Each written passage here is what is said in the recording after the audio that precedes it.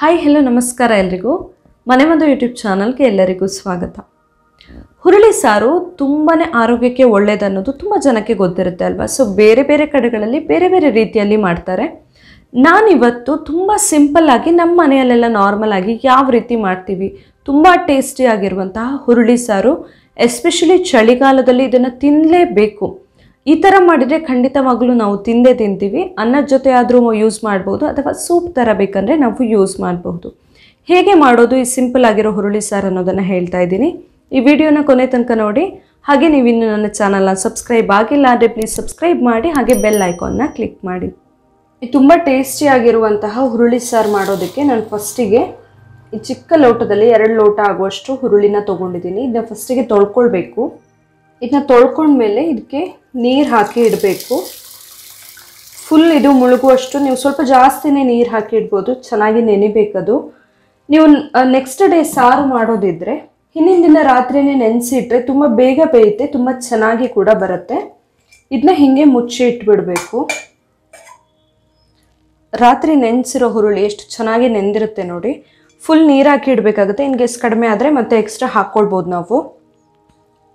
ಇದು ಆಲ್ರೆಡಿ ತೊಳೆದಿಟ್ಟಿರೋದ್ರಿಂದ ನಾನು ಇದನ್ನ ಹಿಂಗೆ ಕುಕ್ಕರ್ಗೆ ಹಾಕ್ಕೊಳ್ತಾ ಇದ್ದೀನಿ. ಇದಕ್ಕೆ ಇವಾಗ ಮತ್ತೆ ಬೇಕಾದಷ್ಟು ನೀರನ್ನು ಹಾಕ್ಕೊಳ್ಬೇಕು.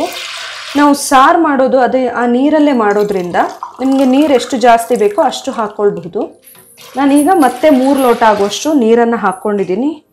ಇದಕ್ಕೆ ಒಂದು 4 ಕಲ್ಲುಪ್ಪನ್ನು ಕೂಡ ಹಾಕ್ಕೊಳ್ತಾ ಇದ್ದೀನಿ. ಬೇಯೋಕ್ಕೆ ತುಂಬ ಹೊತ್ತು ಬೇಕಾಗುತ್ತೆ. ಸೊ ಒಂದೊಂದು ಹುರುಳಿ ಮೇಲೆ ಡಿಪೆಂಡ್ ಆಗುತ್ತೆ ಕೆಲವು ಸರಿ. ಇವಾಗ ನಾನು ಕುಕ್ಕರಲ್ಲಿ ಇಡ್ತಾ ಇದ್ದೀನಿ. ಮೀಡಿಯಂ ಫ್ಲೇಮಲ್ಲಿ ಇಡಬಹುದು ಇದನ್ನು.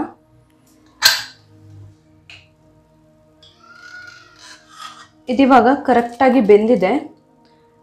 7 ರಿಂದ 8 ವಿಸಿಲ್ ಬೇಕಾಗುತ್ತೆ ನಾರ್ಮಲ್ ಆಗಿ. ಅಂದರೆ ಕೆಲವು ಸರಿ ಹುರುಳಿ ಮೇಲೆ ಕೂಡ ಡಿಪೆಂಡ್ ಆಗಿರುತ್ತೆ.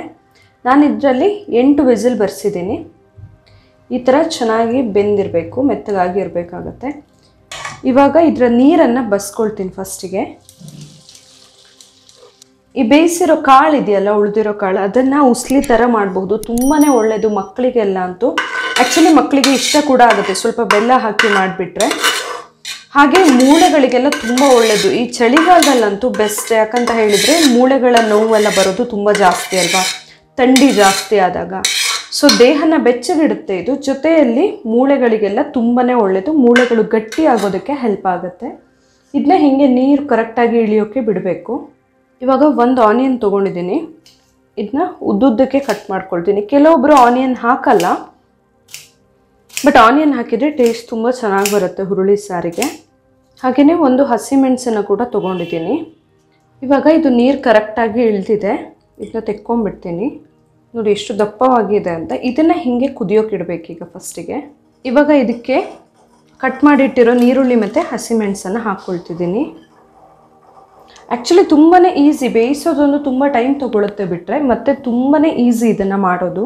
ಇದು ಆನಿಯನ್ ಕರೆಕ್ಟಾಗಿ ಬೆಂದಮೇಲೆ ನಾನು ಇದಕ್ಕೆ ಉಪ್ಪನ್ನು ಹಾಕ್ಕೊಳ್ತಾ ಇದ್ದೀನಿ. ರುಚಿಗೆ ಬೇಕಾಗುವಷ್ಟು ಉಪ್ಪು. ಕಲ್ಲುಪ್ಪು ಹಾಕಿದರೆ ಟೇಸ್ಟ್ ತುಂಬ ಚೆನ್ನಾಗಿರುತ್ತೆ. ಹಾಗೆಯೇ ಹುಣಸೆ ಹಣ್ಣಿನ ರಸನ ಹಾಕ್ಕೊಳ್ತಾ ಇದ್ದೀನಿ. ರುಚಿಗೆ ಬೇಕಾಗುವಷ್ಟು ಹಾಕ್ಕೊಳ್ಬಹುದು. ನಾನು ಒಂದು 3 ಟೇಬಲ್ ಸ್ಪೂನ್ ಆಗುವಷ್ಟು ಹಾಕ್ಕೊಂಡಿದ್ದೀನಿ. ಇದು ಕರೆಕ್ಟಾಗಿ ಕುದಿಬೇಕು. ಉಪ್ಪು ಕರೆಕ್ಟಾಗಿ ಕರಗೋ ತನಕ ಸಣ್ಣ ಉರಿಯಲ್ಲಿ ಕುದಿಸ್ಬೇಕು. ಕೆಲವು ಸರಿ ಸಾರು ತುಂಬ ನೀರಾಗಿದ್ದರೆ ಅಷ್ಟು ಟೇಸ್ಟ್ ಇರಲ್ಲ ಅಲ್ವಾ. ಸೊ ಈ ಬೇಯಿಸ್ಕೊಂಡಿರೋ ಹುರುಳಿನ ನಾನು 1 ಟೇಬಲ್ ಸ್ಪೂನ್ ಆಗುವಷ್ಟು ಮಿಕ್ಸಿ ಜಾರ್ಗೆ ಹಾಕ್ಕೊಳ್ತಾ ಇದ್ದೀನಿ. ಇದಕ್ಕೆ ಖಾರಕ್ಕೆ ಬೇಕಾಗುವಷ್ಟು ಸಾರಿನ ಪುಡಿ ಕೂಡ ಹಾಕ್ಕೊಳ್ತಾ ಇದ್ದೀನಿ. ನಾನು 1 ಸ್ಪೂನ್ ಆಗುವಷ್ಟು ಹಾಕ್ಕೊಂಡಿದ್ದೀನಿ. ನೀವು ಖಾರಕ್ಕೆ ಬೇಕಾಗುವಷ್ಟು ನೋಡಿಕೊಂಡು ಹಾಕ್ಕೊಳ್ಬಹುದು. ಇದಕ್ಕೆ ಈಗ ಸ್ವಲ್ಪನೇ ನೀರು ಹಾಕ್ಕೊಂಡು ಚೆನ್ನಾಗಿ ಮಿಕ್ಸಿ ಮಾಡಬೇಕು. ಇದಿವಾಗ ಫುಲ್ ನುಣ್ಣಗೆ ಪೇಸ್ಟ್ ಆಗಿದೆ. ಇದನ್ನ ನಾನು ಸಾರಿಗೆ ಹಾಕ್ಕೊಂಡ್ಬಿಡ್ತೀನಿ. ಇನ್ನೊಂದು ಸರಿ ಚೆನ್ನಾಗಿ ಮಿಕ್ಸ್ ಮಾಡಿಕೊಂಡು ಸಣ್ಣ ಉರಿಯಲ್ಲಿ ಕುದಿಸ್ಬೇಕು. ಒಂದು 5 ರಿಂದ 10 ನಿಮಿಷ ಕುದಿಸ್ಬೇಕು. ಯಾಕಂದರೆ ಅದು ಫುಲ್ ಫ್ಲೇವರ್ ಎಲ್ಲ ಚೆನ್ನಾಗಿ ಸೆಟ್ ಆಗಬೇಕು ಅಂತಾದರೆ, ಉಪ್ಪು ಹುಳಿ ಖಾರ ಎಲ್ಲವೂ ಕರೆಕ್ಟಾಗಿ ಮಿಕ್ಸ್ ಆಗಬೇಕಂದ್ರೆ ಸಣ್ಣ ಉರಿಯಲ್ಲಿ ಚೆನ್ನಾಗಿ ಕುದಿಬೇಕಾಗುತ್ತೆ. ಇವಾಗ ಇದು ಆಗಿದೆ. ಸ್ಟವ್ ಆಫ್ ಮಾಡಿಕೊಂಡು ಇದಕ್ಕೆ ಒಗ್ಗರಣೆನ ರೆಡಿ ಮಾಡಬೇಕು. ಹುರುಳಿ ಸಾರಿಗೆ ಬೆಳ್ಳುಳ್ಳಿ ಒಗ್ಗರಣೆ ತುಂಬಾ ಬೆಸ್ಟ್ ಕಾಂಬಿನೇಷನ್. ನಾನೊಂದು 10 ರಿಂದ 12 ಎಸ್ಲು ಬೆಳ್ಳುಳ್ಳಿ ತೊಗೊಂಡಿದ್ದೀನಿ. ಇದನ್ನ ಸ್ವಲ್ಪ ಜಜ್ಕೊಳ್ತೀನಿ. ಒಗ್ಗರಣೆ ಸೌಟಿಗೆ ಕೊಬ್ಬರಿ ಎಣ್ಣೆನ ಹಾಕ್ಕೊಳ್ತಾ ಇದ್ದೀನಿ. ಎಣ್ಣೆ ಸ್ವಲ್ಪ ಬಿಸಿ ಆಗ್ತಿದ್ದಂಗೆ ಜಜ್ಜಿ ಇಟ್ಕೊಂಡಿರೋ ಬೆಳ್ಳುಳ್ಳಿನ ಕೂಡ ಹಾಕ್ಕೊಳ್ತಿದ್ದೀನಿ. ಇದನ್ನ ಚೆನ್ನಾಗಿ ಗೋಲ್ಡನ್ ಬ್ರೌನ್ ಬರುವಷ್ಟು ಹೊತ್ತು ಫ್ರೈ ಮಾಡಬೇಕು ಸಣ್ಣ ಉರಿಯಲ್ಲಿ. ಇಷ್ಟು ಕೆಂಪಾದಮೇಲೆ ಸ್ಟವ್ ಆಫ್ ಮಾಡಿಕೊಂಡು ಅದೇ ಬಿಸಿಯಲ್ಲಿ ಸ್ವಲ್ಪ ಹೊತ್ತು ಫ್ರೈ ಮಾಡಬೇಕು. ಇವಾಗ ಸಾರಿಗೆ ಒಗ್ಗರಣೆನ ಹಾಕ್ಕೊಳ್ತಾ ಇದ್ದೀನಿ. ಒಗ್ಗರಣೆ ಹಾಕಿ ತಕ್ಷಣವೇ ಪ್ಲೇಟ್ ಮುಚ್ಚಿಟ್ಬಿಡಬೇಕು, ಇಲ್ಲಾಂದ್ರೆ ಸ್ಮೆಲ್ ಎಲ್ಲ ಹೋಗಿಬಿಡುತ್ತೆ. ಒಂದು 5 ನಿಮಿಷ ನಾವು ಮುಚ್ಚಳ ತೆಗಿಬಾರ್ದು.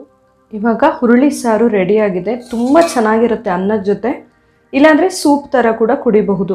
ತುಂಬಾ ಟೇಸ್ಟಿ ಕೂಡ ಆಗಿರುತ್ತೆ.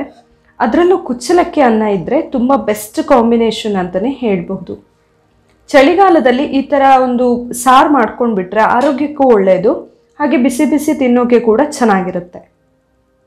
ಈ ರೆಸಿಪಿ ನಿಮಗೆ ಇಷ್ಟ ಆಗಿದ್ದರೆ ಮನೆಮದ್ದು ಯೂಟ್ಯೂಬ್ ಚಾನಲ್ನ ಸಬ್ಸ್ಕ್ರೈಬ್ ಮಾಡಿ, ಹಾಗೆ ಈ ವಿಡಿಯೋನ ಲೈಕ್ ಮಾಡಿ, ಹಾಗೆ ಶೇರ್ ಮಾಡಿ. ನಾಳೆ ಇನ್ನೊಂದು ಹೊಸ ವಿಡಿಯೋದೊಂದಿಗೆ ಮತ್ತೆ ಬರ್ತೀನಿ. Thank you.